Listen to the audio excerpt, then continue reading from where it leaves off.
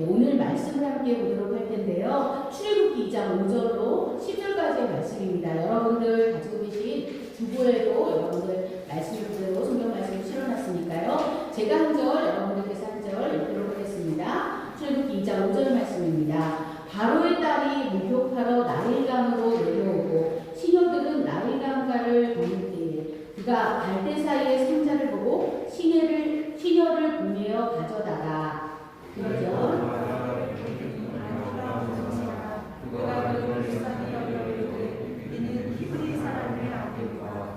그의 누이가 바로의 딸에게 이르되 내가 가서 당신을 위하여 히브리 여인 중에서 유모를 불러다가 이 아기에게 젖을 먹이게 하리이까.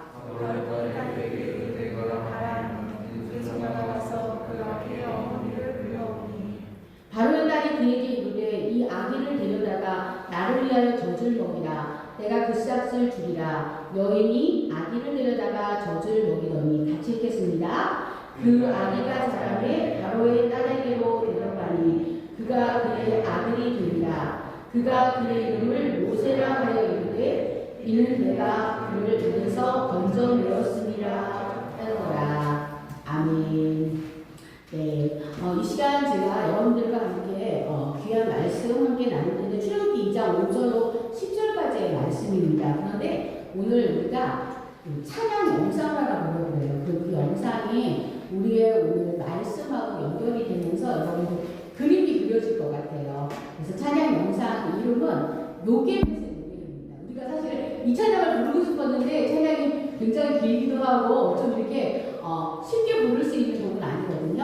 이 찬양 영상 보고 그리고 말씀 같이 이어가도록 하겠습니다. 제가 탁자를 조금 옆으로 놓도록 하겠습니다.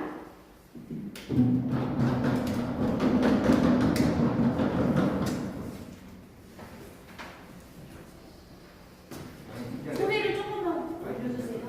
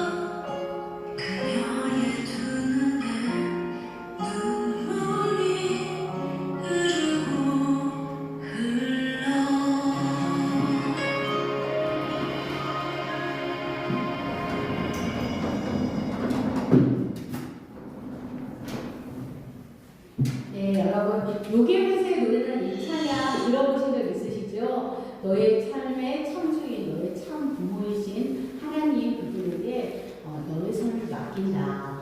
오늘 왜 이 찬양 영상을 함께 드렸냐면요. 오늘의 말씀을 우리가 함께 듣는데 많은 도움이 될 것 같아요. 그리고 하나님께서 우리에 대한 어떠한 방향과 계획을 가지고 계시는지 여러분들이 깨닫는 시간이 되었으면 좋겠습니다. 우리가 지난주까지 요셉의 삶을 통해서 주시는 말씀을 들었는데 오늘은 출애굽으로 넘어가게 됩니다. 대흉년과 기근을 피해서 애굽으로 내려온 이스라엘 후손은 모두 70명이었어요. 근데 그 70명이 지금은 전 세계의 정치, 경제, 사회, 문화 모든 것을 섭렵하고 있는 그러한 유대인들, 우리가 말하는 주이시들이 되었습니다.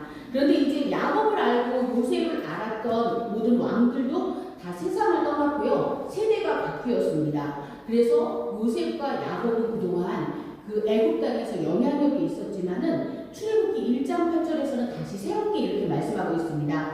요셉을 알지 못하는 새 왕이 일어나 애굽을 다스렸는데 그가 이르되 이스라엘 자손이 우리보다 많고 강하도다.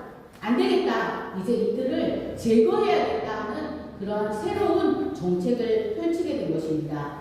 왜 그랬냐면은 이스라엘 백성들의 세력이 점점 커진다고 느껴졌기 때문에 언젠가는 이들 중에서 훌륭한 지도자도 나올 수 있고 언젠가는 이들 중에서 애굽의 위협을 당할 만한 그리고 이들이 나중에 정말 힘이 세지면은 우리의 많은 부분들이 이들로 인해서 침범당하겠다고 그렇게 생각을 한 것입니다. 그래서 이스라엘 백성들에게 더욱더 많은 억압을 하게 되었는데요. 어떤 식으로 억압을 했냐면은 강한 노역을 시켰어요. 그리고 벽돌을 쌓게 하고 또 굉장히 많은 일들을 시켰습니다. 그리고 일을 잘못할 때는 채찍으로 때리면서 애국 사람들의 그 갑이 됐죠, 그들이. 그래서 의린 이스라엘 백성들을 굉장히 힘들게 했습니다. 그리고 그들은 많은 단일과 또 많은 일들을 하게 되었습니다. 그런데 그 바로 왕이 생각을 해보니까 이것으로는 또 안 될 것 같아요. 그래서 어떤 생각을 사탄이 그 머릿속에 넣어주었냐면은 안 되겠다. 히브리 민족들이 낳는 그 아이 중에서 남자아이가 태어나면 무조건 죽이고 여자아이가 태어나면 살려두자. 그러면 언젠가는 남자아이 없이 이것을 하다 보면 여자들만 생기고 그들은 힘을 쓰지 못할 거야 하고 이렇게 생각을 한 것입니다. 이런 엄청난 대참사가 일어날 것 같으니까 그 히브리의 산파들은 걱정을 했습니다. 그래서 머리를 짜내고 기도를 했어요. 하나님, 제가 어떻게 하면 좋을까요? 그러면서 시브라와 부하라고 하는 산파들이 굉장히 그때 유명한 산파들이었는데 그때 그들이 어떻게 지혜를 구했냐면 하나님, 어떻게 방법이 없습니다. 어떻게 이 귀한 생명을 다 죽일 수가 있겠습니까? 지혜를 주십시오 하고 기도를 하는데 하나님께서 지혜를 주셔서 어떻게 말했냐면 바로 왕에게 그리고 이스라엘 고관들에게 제가 달려갔는데 이스라엘 이 여인들은 애굽 여인과 달리 굉장히 체력이 좋은 것 같아요. 우리가 가면 이미 도착하기 전에 출산을 해버렸습니다. 그래서 우리가 미처 히브리 애를 죽일 수가 없었습니다 라고 그렇게 말을 했어요. 근데 하나님께서 나중에 그 시브라와 부하가 굉장히 지혜롭게 말하는 걸 보고 그 여인들의 가문을 주님께서 높여주시고 많은 상급을 주셨다고 성경은 말하고 있습니다. 그리고 이 시점에 레위 가문의 한 남자가 레위 가문의 한 여자와 결혼했어요. 레위는 누구의 족속인지 아시죠? 바로 이스라엘 족속이잖아요. 야곱의 그 자녀 중에서 그 레위 족속이라고 하는 것은 제사장 중에 그 가문이었던 것을 볼 수가 있습니다. 그런데 아기가 태어났는데 아기가 굉장히 잘생긴 거예요. 여러분들도 태어났을 때 너무나 예쁘고 잘생겼다는 것을 알고 있습니다. 그런데 물론 상관없죠. 어떤 아기든. 그렇지만 그 아기를 볼 때 그 아기의 눈을 마주칠 때마다 엄마의 마음은 정말 찢어지는 것 같았습니다. 그런데 이 아기가 자라니까 이제 울음소리를 어떻게 할 수가 없는 거예요. 겨우 살려는 놨는데 울음소리를 어떻게 할 수가 없었습니다. 3개월 정도 지났는데 이 아기를 참아 죽일 수가 없는 거예요. 엄마가 어떻게 그렇게 하겠어요. 그리고 안 그러면은 애굽의 군사들이 소리를 듣고 나서 신고를 하고 그 아기를 데려갈 것을 뻔하게 알고 있기 때문에 역청과 송진을 안팎에 발라서 갈대 상자를 만들기 시작했습니다.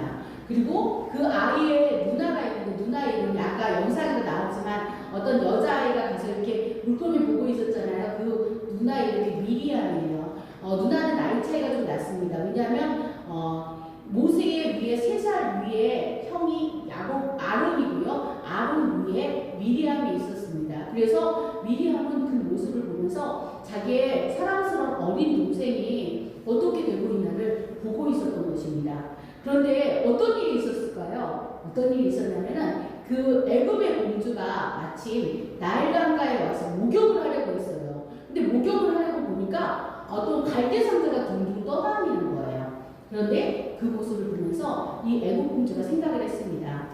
애굽 공주는 지금 정책을 알고 있잖아요. 히브리 남자아이는 다 죽였잖아요. 그러니까 저건 필시 히브리 여인이 아기를 못 키우게 돼서 버렸나 보다 이렇게 생각을 한 거예요. 그런데 참 놀라운 것은 이 당시에 모세만 이렇게 어머니 요게벳이 갈대 상자를 만든 게 아니라 많은 어머니들이 차마 자기의 아기를 죽는 것을 보지 못하기 때문에 이렇게 갈대 상자에 띄워서 이 아기가 살 수 있으면 너무나 다행이고 누군가가 키워주면 정말 그것은 말할 수 없는 축복이고 만약 그렇지 않다면 너는 그냥 그 강물에 띄워가면 할 수 없지 언젠가 너를 다시 만날 날이 있을 거야 라고 하는 그런 희망을 가지고 그때 히브리 엄마들은 그렇게 아기를 갈대 상자에 목청을 말려서 바깥에 물이 들어오지 않게 안과 밖을 칠해서 이렇게 나일강가에 띄웠다고 합니다. 그렇게 띄운 아기가 모세만이 아니었는데요. 참 희한하게 왜 그때 애굽 공주가 하필이면 그 시간에 지나갔을까요? 그리고 왜 하필이면 애굽 공주가 어떻게 보면은 자기 아버지의 정책이기도 하고 그래서 같이 히브리 여인의 아기들에 대해서 무시하고 또 미워하는 마음을 가질 수도 있었을 텐데 왜 마음에 안타까운 마음과 또 동정심이 생겼을까요? 그래서 시녀를 불러서 저 갈대 상자를 가져와 봐라 이렇게 이야기를 한 것입니다. 그럼 마법을 주신 건 누구실까요? 바로 하나님이신 거죠. 그리고 그때 미리암은 자기의 어린 동생이 죽을까봐 어떻게 되는지 뒤에서 보고 있었어요. 그러다가 이 아기를 키울 그런 방법이 없잖아요. 왜냐하면 직접 낳은 아기가 아니기 때문에 수유를 할 수가 없잖아요. 그래서 갑자기 이 미리암이 뛰어갔어요. 그리고 공주한테 가서 이야기를 했습니다. 공주님, 이 아기를 키울 수 있는 적당한 유모를 제가 알고 있어요. 히브리 유모인데 그 유모에게 부탁하면 어떨까요? 이렇게 얘기한 거예요. 그러니까 공주는 갑자기 나타난 그 여자아이의 말에 그래 좋은 방법이다. 그러면 그 여인에게 부탁하고 그 여인에게 내가 상을 주도록 하겠다. 이렇게 한 거예요. 사실 그래서 엄마는 그 친엄마인데 엄마가 사실은 돈을 가져가면서 그 아기를 키우게 된 것입니다. 그리고 어느 정도 자랄 때까지는 그 유모에게 키우라고 해라. 그리고 그 다음에 왕궁에 오도록 해라. 이렇게 한 것입니다. 매월 월급을 받으면서 그 어머니 요게벳은 그 아들을 키울 수 있었습니다. 얼마나 놀라운 일입니까? 하나님께서 이 모든 것들을 계획한 것이에요. 그런데 아까 우리가 영상에서도 봤지만 모세는 나중에 그 애굽에서 그 많은 사람들을 다 이스라엘 백성들을 출애굽해가지고 나오면서 또 애굽으로 가는 그런 어떤 애굽의 그 부를 쌓을 수 있고 애굽의 그 노동력을 줄 수 있는 것들을 그가 다 이끌어서 나오는 것을 볼 수가 있어요. 그리고 애굽에서 나올 때 많은 재산을 가지고 나왔다고 성경은 말하고 있거든요. 그런데 사실 이게 얼마나 우연 중에서 얼마나 정말 놀라운 일이에요. 사실은 바로 왕은 힘이 굉장히 세지는 것을 두려워했었는데 애굽의 공주는 민족의 지도자가 돼. 그리고 그 이끌 그 단 한 사람 굉장히 많은 아이들이 있는데 그 단 한 사람 그 어찌 보면 모세 같은 사람이 태어날까봐 바로 왕은 걱정했는데 모세를 정말 키운 장본인이 되고 말았던 것입니다. 그리고 모세는 왕궁에서 무술도 배우고 학문도 배우고 또 이집트 언어와 이집트 문학과 그리고 여러 가지를 배웠겠죠. 수사학도 배우고 정치학도 배우면서 굉장히 지적인 모습으로 그렇게 자라나게 된 것을 볼 수가 있습니다. 그리고 모세에게 이름이 그 전에는 없었어요. 왜냐하면 그 아기 이름을 엄마가 지어줄 수가 없었거든요. 그런데 모세를 어떤 뜻으로 이름을 호칭하게 되었냐면은 내가 그를 물에서 건졌다. 그래서 바로 공주가 모세라는 이름을 그때 지어주게 된 것입니다. 하나님께서는 어떻게 이렇게 놀랍게 역사할 수가 있었을까요? 양자로 삼아야겠다고 하는 그 마음을 주셨고 그 시간에 마치 목욕을 하게 되었고 그리고 또 미리암이 그냥 그것을 보고 그냥 지나갈 수도 있었는데 그 모든 행적을 뒤에서 보고 있다가 그 애국 공주에게 말한 것입니다. 어찌 보면 애국 공주에게 히브리 여자가 하나 있는데 그분이 이렇게 아기를 키워주고 수유를 해주면 어떨까라고 했을 때 그 애국 공주가 사실 의심할 수도 있었어요. 아니 너 누구냐? 너 혹시 여기에 무슨 관계된 가족 아니야? 이렇게 말하면서 자기가 하려고 했던 좋은 의도의 선행까지도 그냥 거두어버릴 수도 있었거든요. 근데 하나님은 그때 역사하신 것입니다. 애국 공주가 이러한 모든 것들에 대해서 의심하지도 않고 마음에 그냥 모든 것들을 그렇게 하자 그러면서 받아들일 수 있게 되었던 것입니다. 사랑하는 여러분, 저는 오늘 여러분들에게 꼭 말씀드리고 있습니다. 첫 번째, 하나님 안에서 어떤 것도 우연이 없다는 거예요. 기도하면 우연 같은 필연이 계속 일어납니다. 갈대상자에 엄마가 아기를 띄우면서 얼마나 기도했을까요? 그리고 얼마나 눈물이 많이 흘렀을까요? 그렇게 아기의 생명을 그냥 바다에다가 던지는 그 엄마의 가슴이 찢어졌을 것입니다.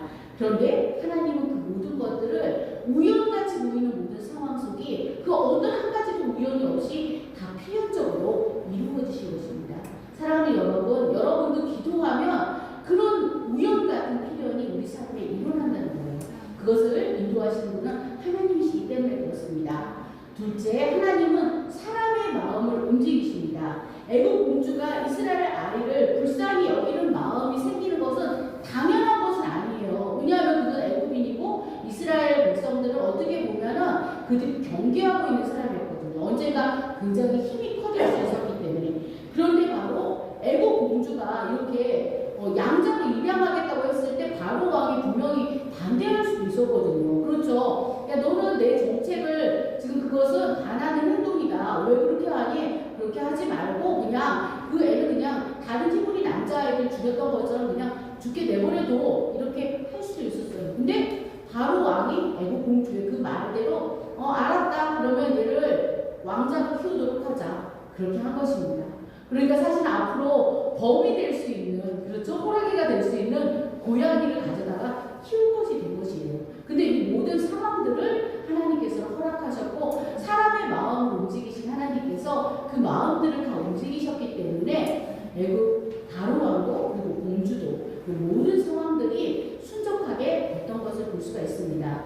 왜 그랬을까요? 하나님은 분명히 어떤 계획을 가지시는 그 계획을 펼쳐나가시고 그 모든 장애물들을 없애시잖아요. 사랑하는 여러분들에게도 앞으로 여러분들을 통해서 이룰 일들을 이루기까지 하나님께서 그 일들을 분명히 하실 거예요. 그래서 어떤 사람들은 말해요. 내가 사명을 다할 때까지는 하나님께서 나에게 하신 일을 할 것이다. 나는 그것을 믿는다라는 그런 고백들을 많은 분들이 하고 있습니다.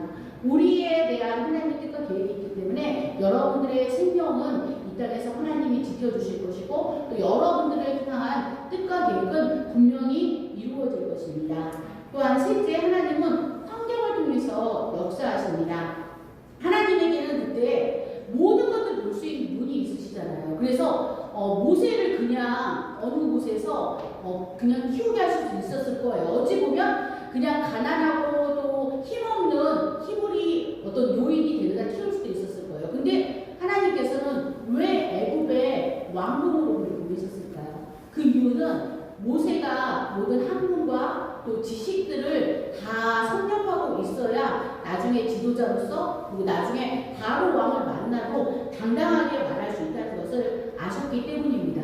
그리고 시프라와 부하라는 그 히브리 상파들의 마음에도 이 아기들을 살려야겠다고 하는 그런 강한 마음과 동정심을 주시지 않았다면 그냥 어명이기 때문에 자기들의 생명이 위험해지기 때문에 히브리 아기들이 그냥 다 죽도록 내버려둘 수도 있었어요. 그런데 하나님은 이 모든 환경들을 다 바꾸시고 사람의 마음도 바꾸시고 그렇게 모든 일들을 이루어 가신 것입니다. 하나님께서는 여러분들에게 큰 그림을 가지고 계세요.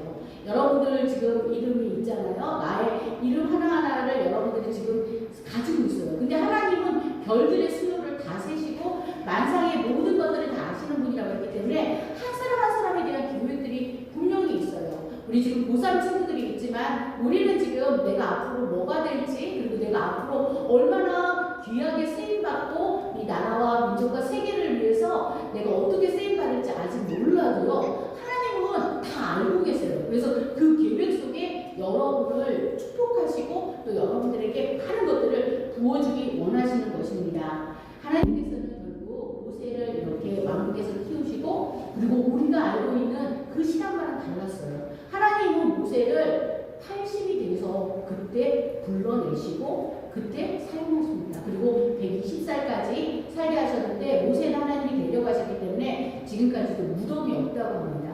그렇게 하나님께서 귀하게 쓰신 것을 볼 수가 있습니다. 사랑하는 여러분, 하나님의 뜻은 반드시 이루어집니다. 그리고 모든 것은 다 하나님의 섭리 가운데 있어요. 하나님이 졸지도 않고 주무시지도 않기 때문에 우리가 이때는 하나님이 나의 모든 것들을 모르셨나 보다, 잠깐 하나님께서 딴 사람의 귀를 듣고 계셨나? 이렇게 생각하실 필요가 없어요. 모든 것은 하나님의 섭리 가운데 이루어지고, 또 하나님이 만드시는 큰 그림 가운데 그 모든 퍼즐들은 직설 퍼즐처럼 제가 다 이루어진다고 그랬잖아요. 그 모든 것들을 하나님이 여러분을 통해서 이루어 가실 것입니다. 그 모든 하나님의 계획과 뜻을 여러분을 믿으시죠? 네, 그리고 아멘이시죠? 네, 사랑하는 여러분들을 반드시 귀하게 쓰실 것이고요. 또 모세에게 이렇게 역사하셨던 하나님이 우리의 삶을 역사하실 것입니다. 앞으로 11월 한 달 동안 또 이 모세의 삶에서 또 앞으로 이루어질 일을 우리가 함께 볼 수 있었으면 좋겠습니다. 그리고 우리의 삶에도 하나님께서 모든 것들을 뜻 가운데 섭리하시고 가장 좋은 방법으로 나의 삶을 그분의 목적에 맞춰서 이루어가실 것을 믿으시는 우리 모두가 되시기를 예수님의 이름으로 축복합니다. 아멘. 이 시간 함께 기도하겠습니다. 하나님 감사합니다. 하나님께서 우리의 모든 것들을 알고 계시고, 하나님은 실수하지 않으시고, 하나님은 우리의 삶을 인도하시는 분이신 것을 우리가 믿습니다. 오늘 우리가 출애굽기 2장 말씀을 통해서 모든 것이 하나님의 섭리 안에 있다는 것을 우리가 이 시간 말씀을 통해서 알게 되었습니다. 하나님, 우리에게 그 어떤 것도 우연이 없습니다. 모든 상황과 모든 환경과 또한 우리의 마음까지도 주님께서 다 만지시고 인도하시고 역사하시는 분이신 것을 감사드립니다. 우리 삶의 날마다 감사의 삶으로 하나님께서 모든 것을 가능하게 하신다는 것을 믿음으로 고백하는 우리 모두가 될 수 있도록 인도하여 주시옵소서. 감사드리며 예수님의 이름으로 기도합니다. 아멘. 네, 시간 우리가 합심해서 기도했으면 좋겠어요. 하나님, 우리는 우리의 삶에 대해서 하나님이 어떻게 인도하실지 다 알지 못해요. 그리고 때로는 정말 답답하기도 하고 내 자신이 실망스럽기도 해요. 하지만 하나님께서 우리를 향해서 계획하신 것들은 정말 아름다운 것이고 궁극적으로 하나님의 목적을 반드시 이루실 것을 믿습니다 라는 그런 고백을 하시면서, 하나님 저를 도와주세요. 저는 여러 가지 부족하지만 하나님께서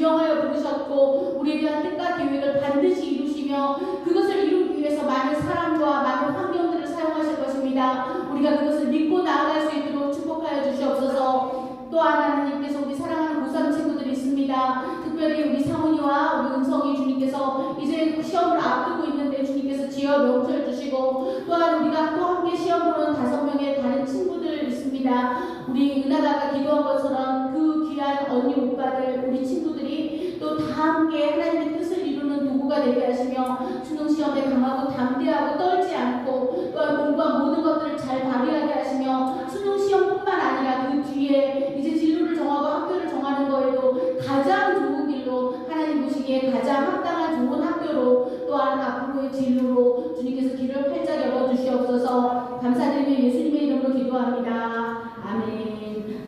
하나님 아버지 감사합니다. 오늘 출애굽기 말씀을 통하여서 하나님 안에서 그 어떤 것도 우연은 없다는 것을 깨닫게 하시니 감사합니다. 기도하면 우연 같은 필연이 계속 일어난다는 것을 우리에게 깨우쳐 주시니 감사합니다. 하나님은 사람의 마음을 움직이십니다. 애굽 공주가 왜 이스라엘 아이를 불쌍히 여기는 마음이 생기고 양자로 삼아야 할 이유가 있었을까요? 하나님께서 그 마음을 움직이신 것을 압니다. 하나님, 이 시간 우리가 기도합니다. 우리의 삶을 통하여서도 주님께서 주시는 많은 이적이 일어나게 하여 주시옵소서. 또한 하나님은 환경을 통해서 역사하시는 것을 우리가 말씀을 통해서 깨달았습니다. 하나님께서는 모세를 잘 키우고 보호하기 위해 애굽이라는 환경과 왕궁과 보호받는 신분이 필요했던 것입니다. 그래서 그를 그 환경 안에 잠시 있게 하신 것입니다. 하나님, 우리 각 사람의 한 사람 한 사람 계획이 있으신 것을 믿습니다. 그 계획대로 하나님의 뜻을 반드시 이루어 주시고 모든 것을 하나님의 큰 섭리 안에서 큰 그림 안에서 이루어 주시옵소서. 감사드리며 결단하게 하신 우리 주 예수님의 이름으로 기도합니다. 아멘.